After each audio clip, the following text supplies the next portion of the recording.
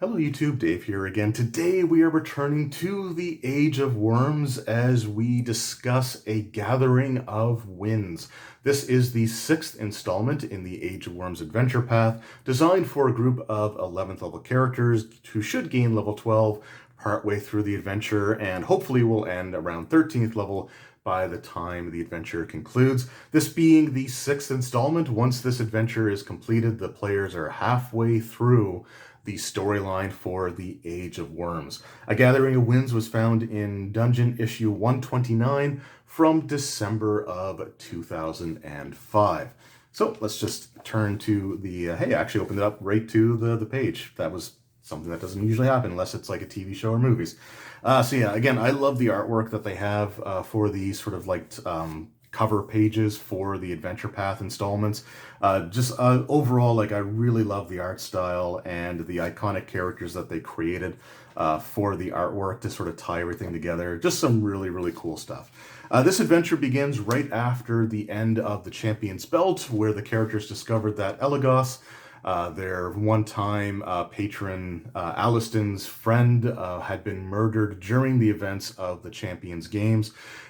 But he did leave behind a partially completed note directing Alliston to send the information provided, which are a series of books on apocalyptic cults, undead lore, and things of that nature, to their one-time master, who shall remain nameless throughout the course of this adventure. The characters returning to Diamond Lake to reunite with Alliston after their adventures in the Free City. Not quite Greyhawk yet, but we're going to get there very shortly, I think, actually, at this point. They return to discover that Diamond Lake has been attacked. Several buildings have been destroyed, including Alliston's tower. Asking around, they learn that a large black dragon, or a huge black dragon, had attacked the town, specifically singling out Alliston's tower.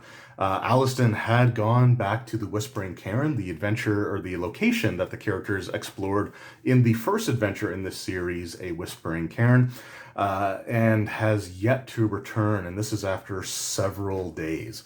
As last reports, this dragon was still sort of just hanging out outside of the tomb, waiting for Alliston to re-emerge, and the player characters are tasked with defeating or driving this black dragon off.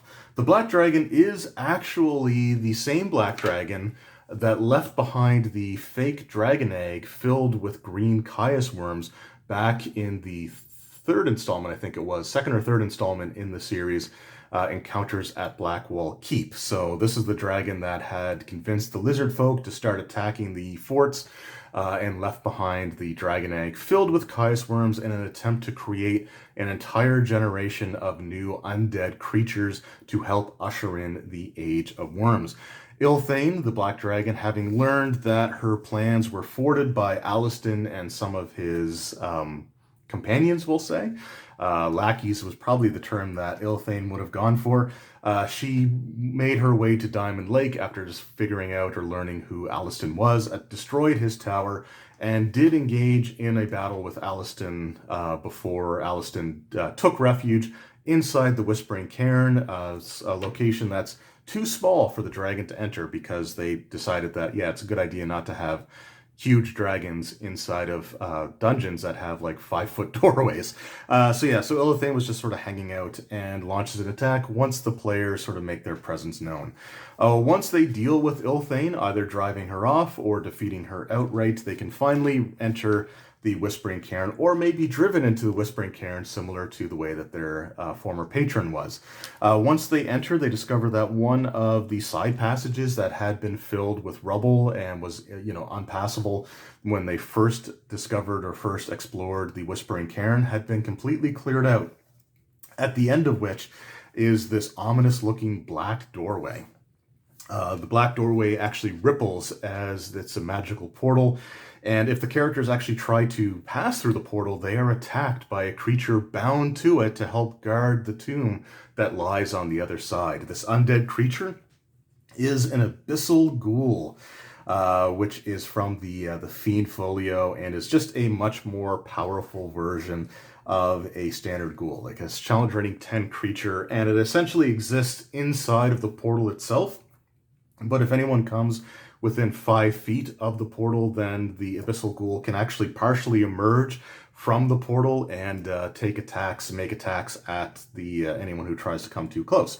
There are several different ways to deal with this creature, and I'll sort of discuss how my group dealt with it, but as well as some of the other options that you may have. But this was a really cool encounter, and completely caught the players off guard, which was great.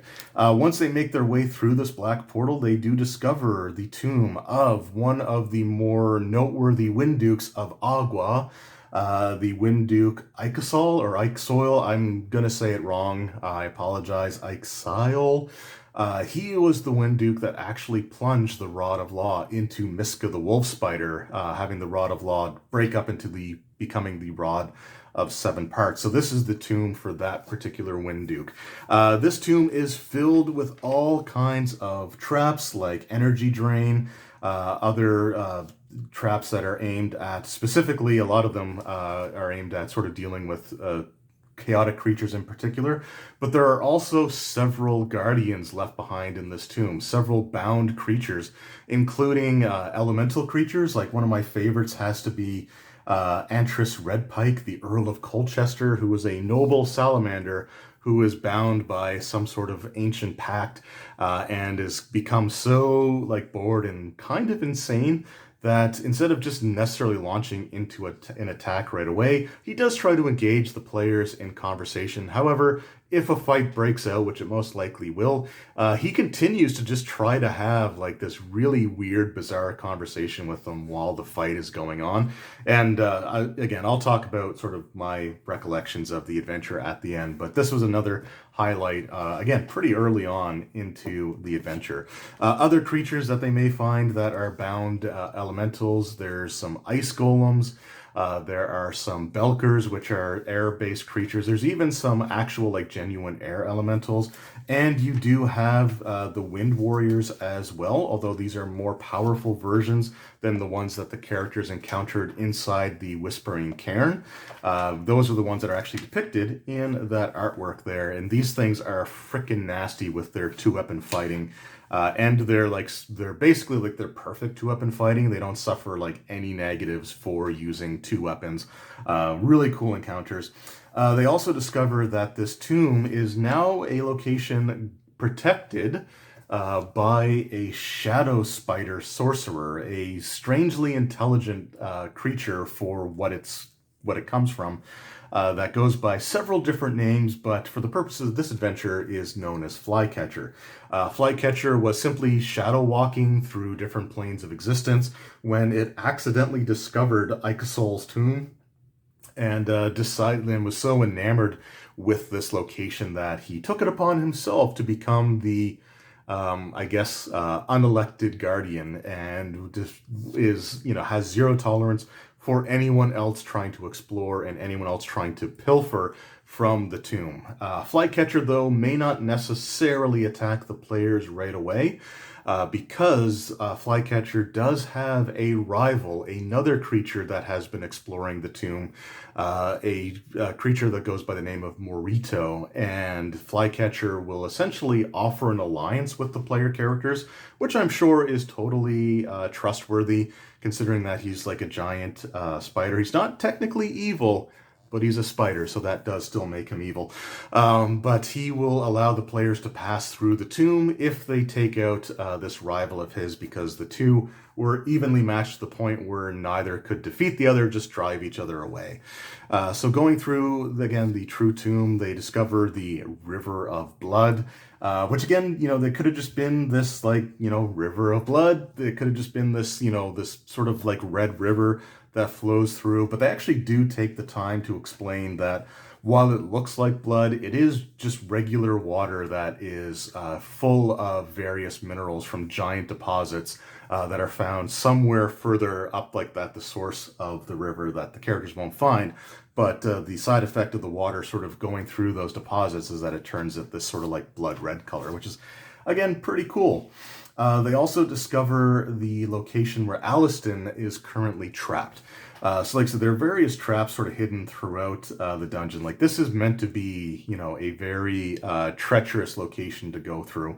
And one of the traps is referred to as the Tempest Globe, which is sort of this large apparatus that if anyone comes within a certain distance of it will shoot out a arc of electricity that hits the target and can also potentially lock them in a permanent stasis field. And that's what happened to Alliston. When they first enter this room, they find him sort of suspended in suspended animation, and he looks like he is not in great shape. The lightning bolt that hit him, in combination with the injuries that he suffered at the hands of Ilthane. Remember, in 3rd edition D&D, you don't heal back to full once you get a single night's rest. Left him at -3 hit points and unconscious and bleeding out and dying. However, the stasis field has him sort of permanently trapped in this state where he is perpetually dying but not actually dead yet. If once the players destroy or overcome the globe, either by deactivating it if they have a rogue or dispel magic ability, or just by simply smashing and destroying it, they are able to stabilize Alliston. And at which point, Alliston sort of fills him in on some of the things that he had been exploring, some of the backstory of the tomb itself, including the significance of who Ikesoil, or however you say the name, the significance of him in the history of basically the world. This is part of the Dawn War when the forces of law fought the forces of chaos. So he is able to fill in some of like the backstory of this location. And at this point, him being rescued by the player characters, the characters having defeated the dragon that he was unable to, having rescued him when he foolishly stumbled into this trap. It's at this point that Alliston freely and fully admits that the characters are now well beyond anything that he could ever hope to accomplish, and that his role in the upcoming prophecies of the Age of Worms is at an end, and the players are the ones to sort of go forward and hopefully prevent the Age of Worms from dawning. So a really cool kind of passing the torch moment might be the wrong term, but this is where essentially the student not only, you know, becomes the teacher, but far exceeds what the teacher was ever able to do themselves. So a really cool, again, a really cool character moment. Also, as they go through, they discover the creature Morito, which we have here. They find him sort of studying this large, well, not large, but it's a large for a gemstone. But it's sort of this large diamond-like gemstone with several things sort of etched into it, different runes into it. And this is the Seal of Law. Now, Morito is sort of studying it, and he is a true ghoul. And I've always loved undead. Like, that was one of the things that really attracted me to the Age of Worms from when it was first discussed before even the initial issue launched. So I was already like hooked on this adventure path before it even really got started. But I've got to say, like, the true ghoul is a concept that I absolutely love. So these are not your typical near mindless ghouls that you have in your monster manual, or even the abyssal ghoul, which again is more of just like a savage creature. Morito, being a noble true ghoul, is this highly intelligent, sophisticated creature. And he actually speaks quite eloquently.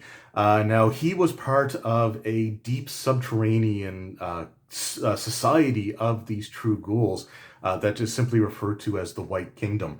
But Morito had discovered the prophecies of the Age of Worms, including knowledge of the Herald of Caius, this undead dragon known as Dragotha, and he became obsessed with this prophecy, with the Age of Worms itself, the age of writhing doom and undead sort of being able to take back over the world. And Morito was trying to convince the fellow nobles of the White Kingdom to help sort of, forge a path up to the surface to make a contact with this Herald of Caius and try to become an integral part of the unfolding prophecy, so that they can, instead of being forced to live deep, deep underground, can actually have their kingdom take place on the surface and rule over any creature that happens to survive the Age of Worms itself. However, his views were somewhat controversial, and he had been exiled from the White Kingdom. So when the characters discover him again, he is an intelligent creature. He doesn't resort to fighting right away, and even though he is accompanied by some undead creatures known as morgs, which are these skeletal creatures with these sort of purple, visceral, like giant worm that kind of looks like intestines and sort of sticks out of the mouth of the skeleton, he is willing to parley with the characters if they so try to do so. Now, he knows that, or if he knows that the players are sent by Flycatcher to defeat him, he offers to turn the tables and form an alliance with the player characters, offering the Seal of Law to them if they agree to take out Flycatcher on his behalf. Morito isn't like initially hostile to the players, but he's not necessarily friendly towards them either. However, with the proper diplomacy and convincing, he may actually even offer to accompany the characters in their fight with Flycatcher, and maybe even throughout the rest of the events of A Gathering of Winds, if the players so choose to go that route. However, if the fight does break out and Morito suffers enough damage, he will flee, but he does leave behind the Seal of Law, hoping that this crystalline object with all these sort of like runes etched into it will be appealing enough or compelling enough to the players that that will become their focus, and he will be left alone to still find his way up to the surface at some point and seek out this undead dragon, Dragotha. Regardless of how they come into possession of it, with the players now having the Seal of Law at hand, and with the Seal of Law, you do have to try to go through certain things to be able to safely take possession of it, which the players are likely unaware of. Morito has learned some information about how to use it, and if made helpful, he will actually relay that information to the players. However, if not, then they'll have to discover it on their own. They have to say certain key phrases. If they don't, then it can summon like progressively more powerful elemental creatures, up to 3 different encounters before it goes inert for 24 hours. And if somebody that is not lawful tries to pick it up, then it bestows upon them 1 negative level. Similar to like a good aligned character holding the Book of Wild Darkness kind of thing. It's only temporary. The second they let go of the seal, then they get their negative level back. It's not permanent. But it is designed that any sort of chaotic or non-lawful creature that comes into contact with it won't be able to utilize it. The seal is actually meant to unseal the true tomb of Icosol or Ikesoil. Again, I don't know how to say it. If you know the proper pronunciation, let me know in the comments. But again, it's a fantasy name, so like, be respectful about it instead of condescending, which I've had some people do in the past. But once they find the true tomb, they still have to contend with one last guardian, an Oculus demon. This is a new creature introduced, or at least new to 3.5, but introduced in this tome. I believe the Oculus demon was reprinted in the Fiendish Codex, Lords of the Abyss, I think was the name of that book.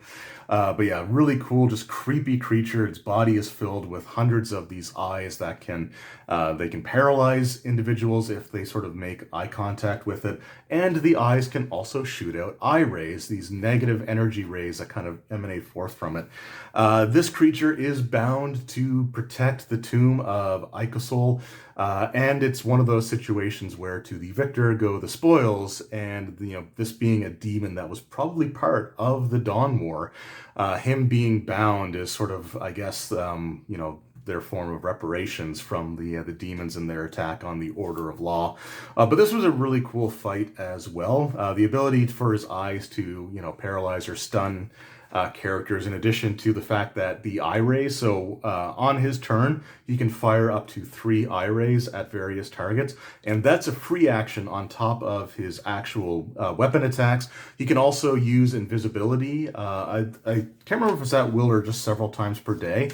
But once he completes his actions, he can turn invisible, or he uses his eye beams, tries to again use his eyes to stun or incapacitate players, and then turns invisible, sort of like a cat and mouse type of thing. But if the players do close in on him and it resorts to like melee combat, with the size of that weapon, he's more than willing to do that as well. Once the Oculus Demon has been defeated, the characters can finally unseal Ikesol's tomb, and inside they find the very much turned to dust or just remnants of bone remains of this legendary Wind Duke. However, buried with him are several important items, including a ring of the Wind Dukes, a lightning sword, a sword of Agua, and a fragment of a strange metal rod. This strange metal rod is actually one part of the top part of the Rod of Seven Parts, so the characters can earn a major artifact here. The ring itself, the Ring of the Wind Dukes, can be used to grant electricity resistance, as well as the ability to cast Charm Monster on creatures with the air subtype, and those creatures actually get a penalty to their saving throws to avoid being charmed by the spell's effect. The Lightning Sword is a +2 Shocking Burst Mithril Longsword. And it says, if the wielder fights with the Lightning Sword and the Sword of Agua, he may strike the two swords together as a standard action to generate a 30-foot line of sonic energy, dealing 6d6 sonic damage.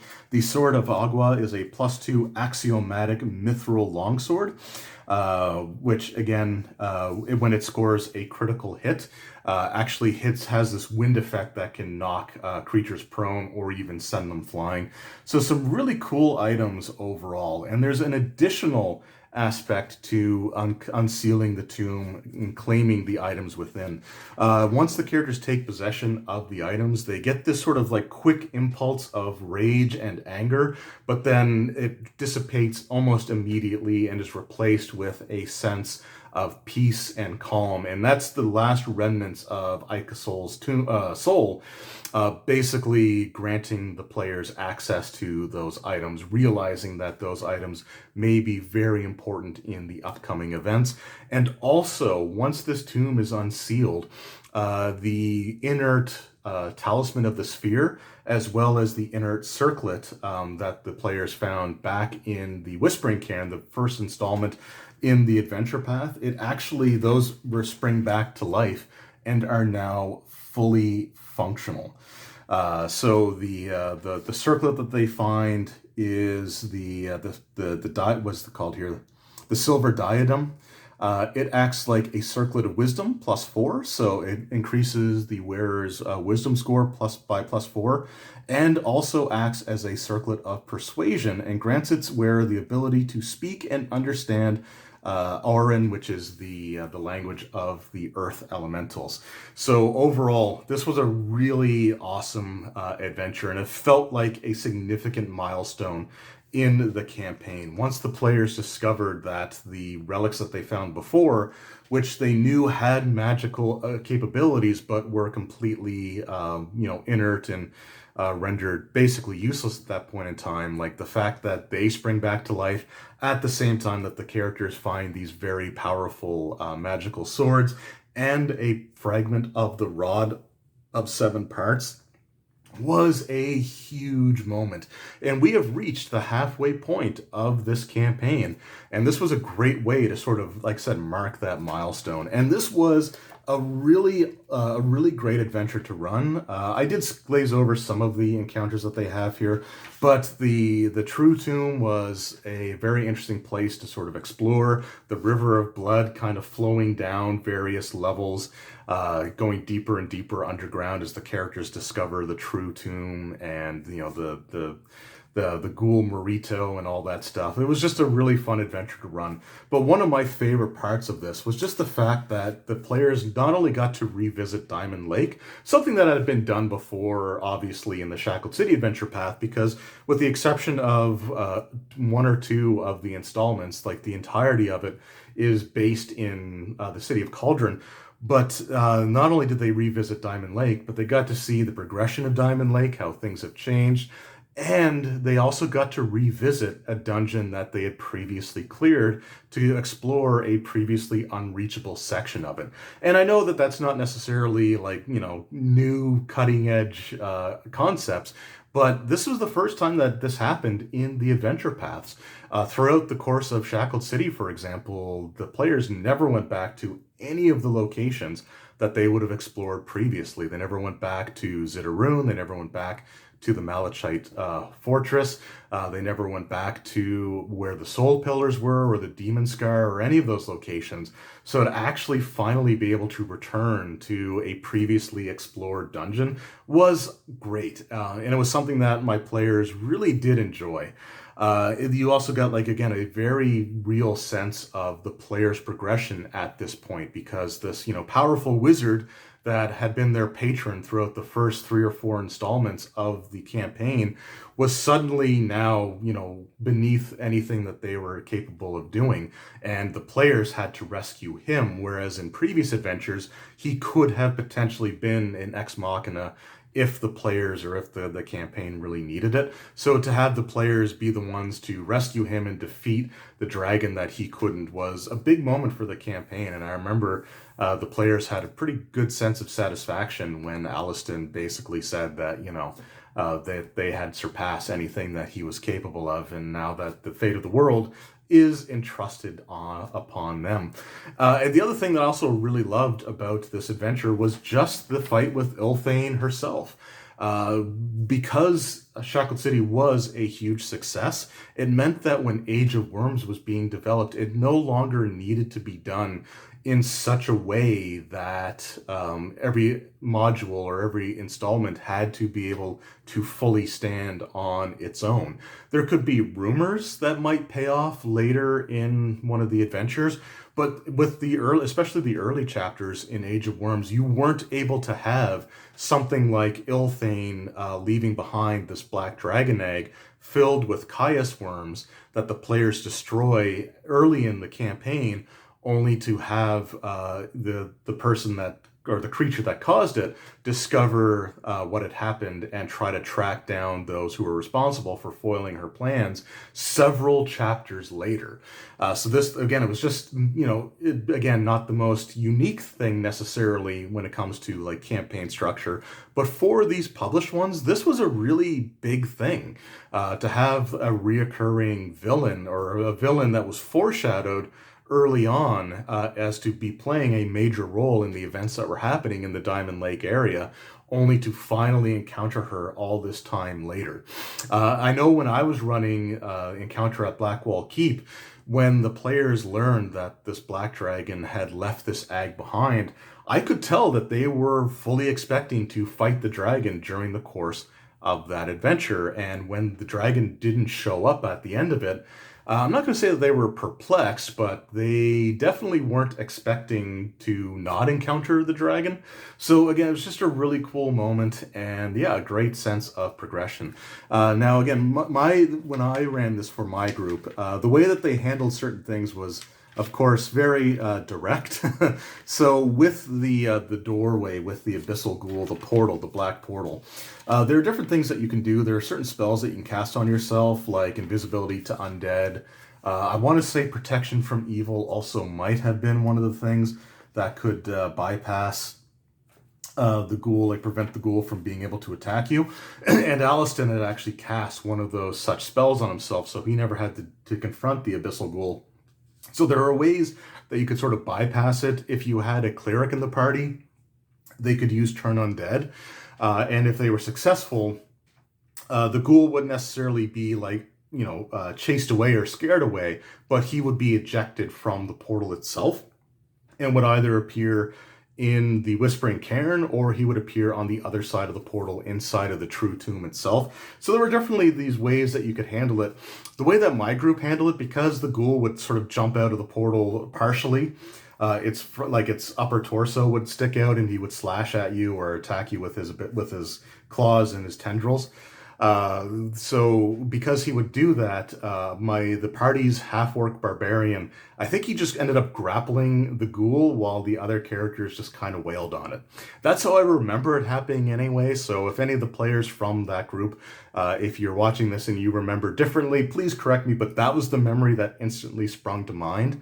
And also just another thing about going back to the previously explored location was that even though they didn't go into like deep into the Whispering Cairn itself, I was still able to do some callbacks to the first time that they were there.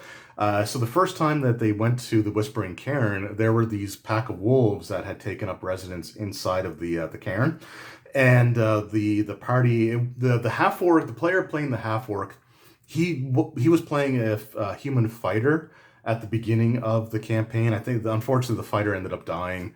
I think she ended up dying actually in the Whispering Cairn adventure itself. But when they defeated the wolves, this moment, I'll always remember it. He decided that he just went over with his character and she skinned the wolf. And instead of like treating or curing the wolf's hide, just slapped it on her back like a cloak. So it had this like gooey, still like wet and covered in like blood and muscle tissue and all this stuff, and she just wore it like a cloak, and it started to reek and was nasty because it wasn't properly treated. So when the players entered the tomb once again, I actually drew attention to the fact that the wolf carcasses that they left behind had continued to rot and decay, and they could actually see the one that was skinned. And yeah, it was just a great moment and a great callback. And this was, again, a very fun adventure to run. And the previous one was a really cool concept with the gladiatorial arena and exploring underneath the arena and all that stuff. But that one was kind of an odd mix because the gladiatorial events were designed in such a way as to intentionally be underpowered for characters of the level that the players would have been, because they wanted to do everything they could to ensure that the players made it to the finals. So that stuff was kind of softballed, but this particular installment made up for that quite a bit. Again, like the ghoul was a pretty nasty encounter. The beginning fighting an adult black dragon right off the bat was pretty intense. The Oculus demon, the wind warriors. Even, of course, the noble salamander, the sorceress shadow spider, and Morito the ghoul, were definitely a lot more challenging than what we had in the gladiatorial games. And speaking of Flycatcher and Morito, each one was trying to pit the party against the other. And my group basically took the approach of, we're not going to work with either of you, and they just ended up, killing both creatures. Although I think Morito actually did manage to escape, if memory serves me. I don't recall if I actually used him later in the campaign or not. So it's possible that they defeated him. Again, I ran this over a decade ago at this point, so my memory is going to be a little bit hazy. But the one thing I do remember is that both tried to strike a deal with the players, and both times the players were like, nah, we're not going to do that. So a really great adventure. Again, a nice callback to the beginning of the campaign, and it sets up beautifully the fact that we are going to get into the sort of the end game scenarios, and business is about to pick up once we get past this installment. But this was a great time, and it was a dungeon crawl, but it was short enough that it was challenging, but not to the point where it just really felt like it's dragged on like some dungeon crawls can. And I think they really learned their lesson from the beginning point of Shackled City, where they had like 2 dungeons combined in one adventure that was well over 100 rooms. So they definitely scaled things back, thankfully, and kept a more focused approach to these tombs. But again, it was a great time, and one of not my favorite adventure to run in this series, but definitely ranked up there pretty high. So let me know if you ever went through this either as a player or as a DM. How did some of the events unfold? Were you able to rescue Alliston and prevent him from dying once he was released from stasis? How did the encounter with Ilthane the dragon go? Were your players able to defeat her, or were they driven into the tomb or away from the tomb altogether. When they entered the tomb, how do they deal with the abyssal ghoul? And did they make any uneasy alliances? So let me know that in the comments below. Thank you guys once again for watching. I really do appreciate it, and I will see you all next time. Until then, take care.